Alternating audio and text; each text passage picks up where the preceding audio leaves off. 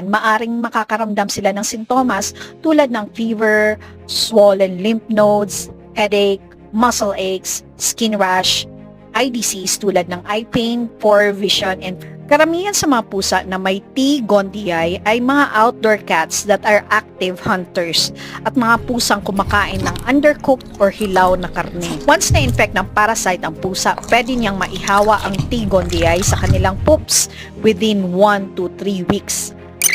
Ang infected na pusa ay maaaring walang sintomas, pero sa iilan na nagkakasakit dahil sa parasite na ito, sila ay maaaring magkaroon ng lagnat, kawalan ng gana kumain, weight loss, panghihina, pneumonia, inflammation sa mata, hepatitis, and seizures.